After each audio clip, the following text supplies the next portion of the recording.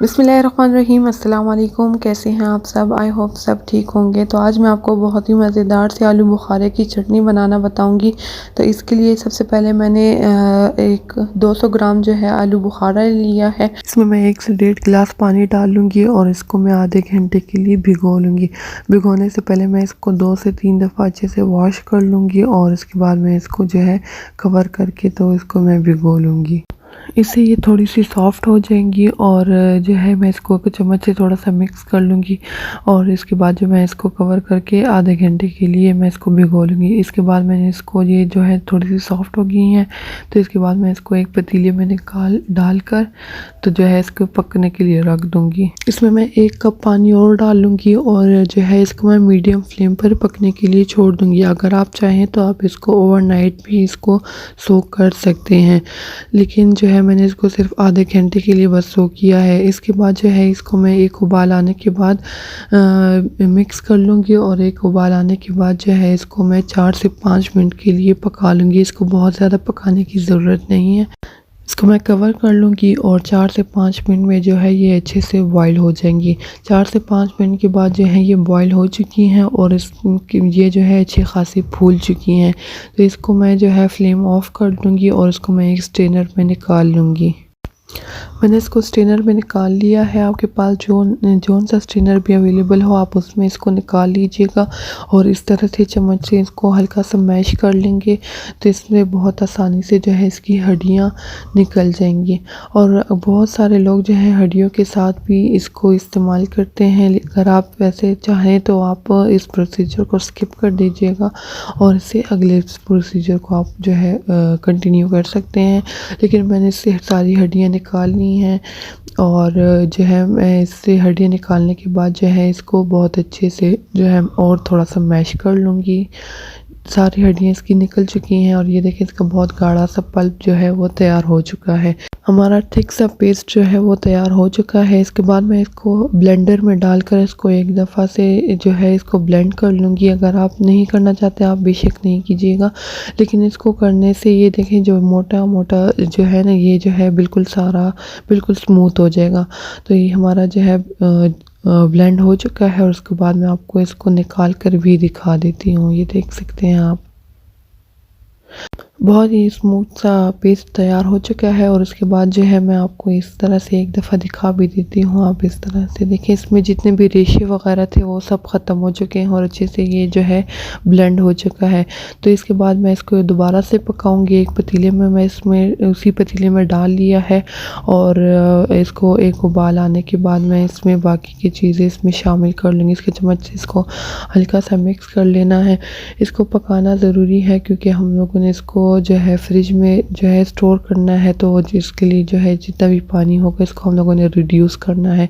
इसमें एक उबाल आ चुका है और इसको मैं मज़ीद थोड़ा सा इसको मैं और पका लूँगी। थोड़ा सा पकाने के बाद मैं इसमें चीनी डालूँगी। आप अपने टेस्ट के मुताबिक डाल लीजिएगा। मैं इसमें आधे कप के करीब इसमें मैं चीनी डाल लूँगी और इसके बाद मैं इसमें मैं 1 टीस्पून काला नमक डाल रही हूँ। अगर आप चाहें तो इसमें वाइट नमक भी डाल सकते हैं। इसके बाद मैं इसमें 1 टीस्पून चिली फ्लेक्स डाल लूँगी। ये चिली फ्लेक्स डालने से इसका बहुत अच्छा सा फ्लेवर आता है, बहुत माइल्ड सा फ्लेवर आता है। चिली पाउडर का इस्तेमाल नहीं करना क्योंकि हम लोगों ने इसकी मीठी सी चटनी बना रहे हैं, लेकिन चिली फ्लेक्स से जो है ना इसमें बहुत माइल्ड सा फ्लेवर आएगा, तो इसका हम लोगों ने इस्तेमाल किया है। और उसके बाद हम लोग इसको पकने के लिए छोड़ देंगे। साथ ही साथ इसको साथ मिक्स करते रहेंगे ताकि जो है इसको एक जैसे जो है ये नीचे से जले भी नहीं और बहुत अच्छे से जो है ये पक जाए। इसमें एक बॉयल आ चुका है। इसके बाद मैं इसमें थोड़ा सा सिरका 2 से 3 खाने के चम्मच शामिल कर दूंगी ताकि जो है ये थोड़ा लॉन्ग लास्टिंग चले और इसके बाद मैं इसको दोबारा से पकने के लिए छोड़ दूंगी। इसको मैंने बिल्कुल गाढ़ा सा इसका पेस्ट तैयार कर लेना है। इसको इसी तरह से मिक्स कर लेना है। इसमें मैं 1 पिंच के बराबर जो है फूड कलर इस्तेमाल कर रही हूँ। ये टोटली ऑप्शनल है, अगर आपके पास अवेलेबल हो और अगर आप डालना चाहते हैं तो आप इसमें डाल सकते हैं। इसमें इसका बहुत अच्छा सा कलर आ जाएगा। अगर आप नहीं डालना चाहते तो आप इसको स्किप कर दीजिएगा। लेकिन मैं इसको सिर्फ कलर देने के लिए जो है मैं इसमें यहाँ पर फूड कलर का इस्तेमाल कर रही हूँ और इससे इसका बहुत अच्छा सा जो है इसमें कलर आ जाएगा। इसके बाद मैं इसको दोबारा से मिक्स कर लूँगी और इसको मज़ीद पकाऊंगी जब तक ये बहुत अच्छे से गाढ़ा ना हो जाए। बहुत सारे लोग जो है आलू बुखारे और इमली की चटनी को मिक्स करके भी पकाते हैं। अगर आप वैसे पसंद करते हैं तो इंशाल्लाह आप मुझे कमेंट्स कीजिएगा, मैं आपको वैसे भी आपको बनाना बता दूंगी। लेकिन मैं आपको इमली की चटनी बनाना बता चुकी हूँ, उसकी रेसिपी भी मेरे चैनल पर मौजूद है। वीडियो जो है आपको जो है मेरे चैनल पर मिल जाएगी। और जो है इससे आप बहुत सारे जो है इस चटनी को आप बहुत जगह यूज़ कर सकते हैं। इसे आप हाई टी में, रमज़ान में और बहुत सारी आप इसको पकोड़ों के साथ, समोसों के साथ सर्व कर सकते हैं। और इन दोनों की रेसिपीज़ आपको मेरे चैनल पर मिल जाएंगी। पकोड़ों की रेसिपी भी आपको मेरे चैनल पर मिल जाएगी। मैंने नान पकोड़ा और इसके अलावा आलू के पकोड़े भी बनाए हैं, जिसकी रेसिपी आपको मेरे चैनल पर मिल जाएगी। इसके अलावा बंगाली समोसे की रेसिपी भी आपको मेरे चैनल पर मिल जाएगी, तो आप सर्च कर लीजिएगा, आपको मेरे चैनल पर वो मिल जाएगी। आप ट्राई कीजिएगा, उसके साथ ये बहुत मज़े की लगते हैं। इंशाल्लाह इससे अगली रेसिपी में मैं आपको इससे चाट भी यूज़ करके बताऊंगी। बहुत अच्छा फ्लेवर इसका आता है और आप इसको ज़रूर ट्राई कीजिएगा। मुझे कमेंट्स में बताइएगा कि आज की आपकी ये रेसिपी भी आपको कैसी लगी। और इसके साथ ही मैं इसको थोड़ा सा पका लूँगी। आप देख सकते हैं ये थिक होना स्टार्ट हो चुका है, तो इसको मैं साथ साथ इसको मिक्स करती रहूँगी।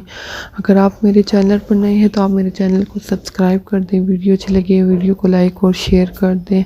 और आप मुझे इंस्टाग्राम और टिकटॉक पर भी फॉलो कर सकते हैं। जो है चटनी बहुत अच्छे से तैयार हो चुकी है और थिक भी हो चुकी है। आप देख लीजिएगा आप इसको और कितना थिक करना चाहते हैं, क्योंकि ठंडा होने के बाद ये और मज़ीद थिक हो जाएगी। तो मैं इसको इतना ही थिक करूँगी, तो इसको मैं ठंडा होने के लिए छोड़ दूँगी।